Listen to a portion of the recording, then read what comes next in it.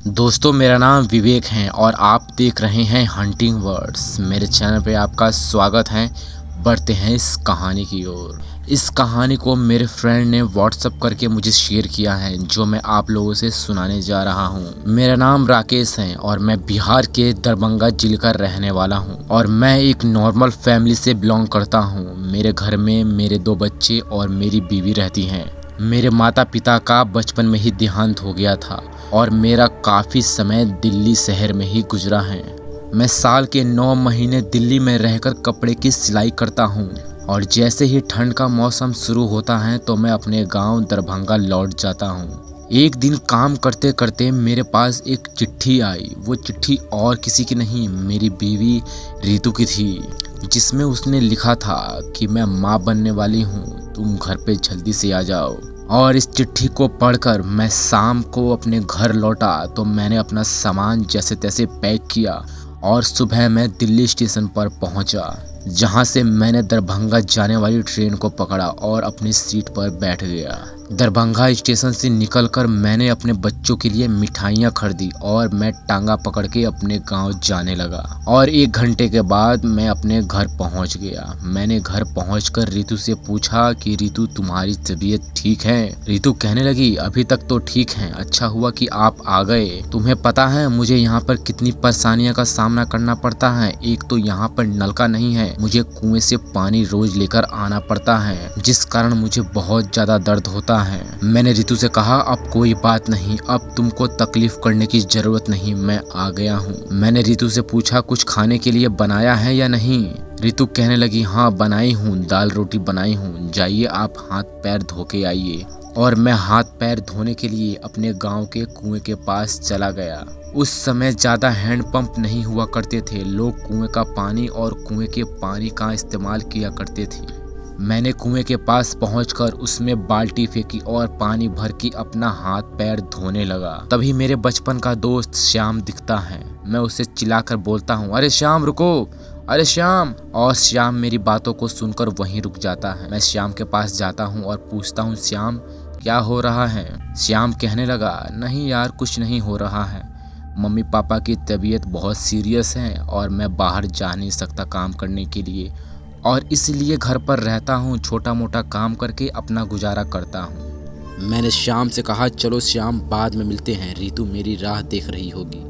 और मैंने घर पर जाकर खाना खाया और सो गया। काफ़ी थक भी चुका था। अगले दिन सुबह उठा तो मैं रितु से कहने लगा कि तुमको पानी तो नहीं चाहिए? रितु ने कहा कि हाँ चाहिए, मुझे 2 बाल्टी पानी की ज़रूरत है। 1 बाल्टी पानी से खाना बनाना है और दूसरे बाल्टी के पानी से नहा लूँगी। और इतना सुनने के बाद मैंने घर से बाल्टी उठाई और कुएं की तरफ जाने लगा।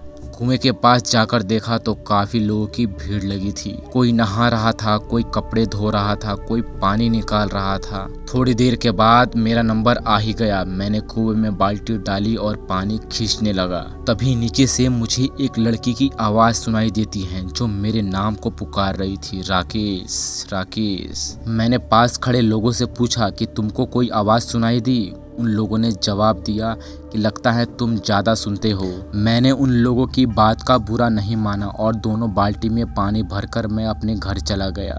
और घर पहुंचने के बाद मैंने रितु से कहा कि रितु, जब मैं कुएं से पानी भर रहा था तो कुएं के अंदर से ऐसा लग रहा था कि कोई लड़की मेरा नाम पुकार रही है। रितु ने कहा, काफ़ी लोग वहाँ पर रोज़ पानी भरते हैं, किसी को तो आवाज़ सुनाई नहीं दी, आपको कैसे आवाज़ सुनाई दी? और इतना कहकर वो खाना बनाने के लिए चली गई। फिर मैं बिस्तर पर बैठकर सोचने लगा कि आखिर कौन हो सकती है जो मेरा नाम पुकार रही थी। फिर दोस्तों, अगले दिन जब मैं पानी भरने के लिए कुएं के पास पहुंचा, तभी मुझे आवाज़ सुनाई दी जो राकेश राकेश कह रही थी। और घर पहुंचने के बाद इस बात को मैंने रितु से नहीं कहा और चुपचाप बिस्तर पर खाना खा के सो गया। लेकिन मेरे मन में बहुत से सवाल उठ रहे थे। मैं सोचने लगा कि आखिर कौन हो सकती है जो मुझे आवाज़ देती है। तभी मुझे बाहर से पायल की आवाज़ सुनाई देने लगी, जिसके बाद मैं बिस्तर से उठकर बाहर की ओर जाता हूँ और जाकर मैं देखता हूँ कि एक लड़की कुएं के पास घूम रही थी। और वो लड़की कुएं के पास घूमते घूमते कुएं पर चढ़ गई और कुएं में कूदने वाली थी। तभी मैंने जाकर उसका हाथ पकड़ लिया। मैंने कहा तुम्हारा दिमाग तो नहीं खराब है? और उस लड़की ने इतना सुनते ही मुझे धक्का दिया और कुएं में कूद गई। और जब मैंने कुएं की तरफ देखा तो पानी की हलचल कुछ भी नहीं दिखाई दे रही थी, मानो कोई उसमें कूदा ही नहीं। जिसके बाद मुझे डर लगने लगा और मेरा शरीर कांप उठा और वहां से मैं भागा भागा अपने घर की ओर गया। और घर पर जाने के बाद मैं बिस्तर पर लेट गया और अगले दिन उठकर मैंने रितु से कहा कि रितु, कल कुएं के पास मुझे कोई लड़की दिखाई दी थी। रितु ने कहा, क्या राकेश, आप भी बहुत बहकी बहकी बातें करने लगे हो। कुएं के पास इतनी रात को कौन लड़की आएगी आखिर, और कुएं में क्यों कूदेगी? मैंने कहा चलो छोड़ो, पानी लाना है क्या? और मैं बाल्टी लेकर कुएं के पास पानी लेने के लिए पहुंच गया और मैं देखता हूं कि कुएं के पास मेरा दोस्त श्याम भी खड़ा है। और श्याम से मैंने ये सारी बातें बताई और श्याम कहने लगा, ऐसी बात नहीं है राकेश, किसी ने भी आज तक यहाँ पर कोई लड़की नहीं देखी है। मैंने श्याम से कहा कि तुमको भी मेरी बातों का विश्वास नहीं हो रहा है और ये लड़की की बात शायद झूठी है। और इतना सुनने के बाद मैं पानी लेकर अपने घर पर चला गया और रात को खाना खाकर मैं बिस्तर पर सो गया और इंतजार कर रहा था कि कब मुझे वो पायल की आवाज सुनाई दे। और थोड़ी देर के बाद देखता हूँ कि बाहर से फिर से पायल की आवाज आने लगी और मैं बिस्तर छोड़कर बाहर की ओर गया और देखता हूँ कि वही लड़की कुएं के पास घूम रही है। लेकिन इस बार मैं अकेला नहीं गया, मैं श्याम के घर पे गया और श्याम को उठाया और कहने लगा कि चलो, तुम्हें विश्वास नहीं होता है ना, चलो तुम्हें कुएं के पास मैं लड़की दिखाता हूँ। श्याम ने कहा कि भाई तुम चले जाओ, तुम्हें लड़की दिखती है, मैं नहीं जाऊंगा, मुझे बहुत जोरों की नींद आ रही है, मेरा दिमाग खराब मत करो। इतना सुनने के बाद मैं श्याम के घर से चला गया।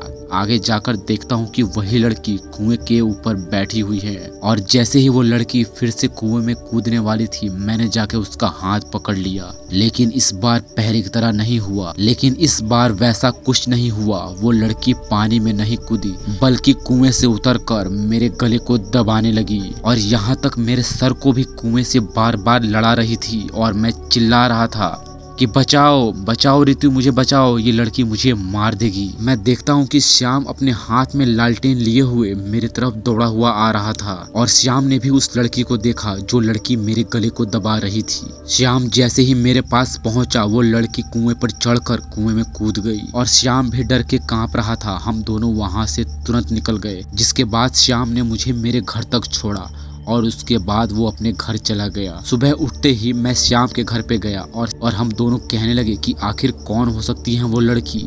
तो हम दोनों उस गांव के एक बूढ़े आदमी के पास गए जो तकरीबन 80 साल का था और हमने बूढ़े आदमी से जाकर पूछा कि बाबा, आपने कुएं के पास कभी लड़की को भटकता हुआ देखा है? बाबा कहने लगे कि हाँ बेटा, मैंने भी देखा है, क्या तुमको भी दिखी क्या वो लड़की? मैंने कहा हाँ बाबा, कल रात मुझे वो लड़की मार देती, वो तो अच्छा हुआ कि श्याम टाइम पर आ गया। मैंने बाबा से कहा कि बाबा, आप उस लड़की को जानते हो?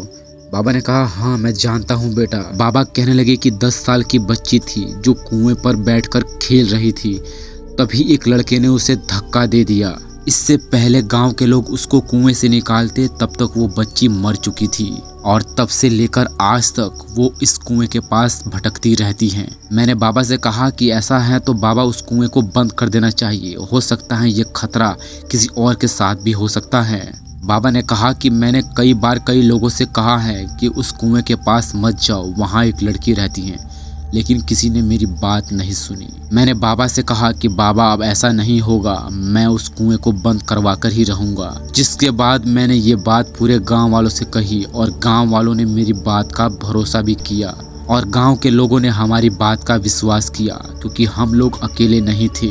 जिसके बाद उस कुएं को हमेशा के लिए बंद कर दिया गया और कुएं को बंद करने के बाद हम लोगों ने चंदा इकट्ठा किया और चंदे के पैसे से अपने गांव में 4 हैंडपंप लगवाए। दोस्तों, आज की कहानी बस यहीं तक। आशा करता हूँ कि मेरी स्टोरी आपको अच्छी लग रही होंगी। अगर अच्छी लगती हैं तो वीडियो को लाइक और चैनल को सब्सक्राइब कर सकते हैं। मिलता हूँ फिर किसी नए हॉरर स्टोरी के साथ, तब तक के लिए बाय बाय एंड जय हिंद।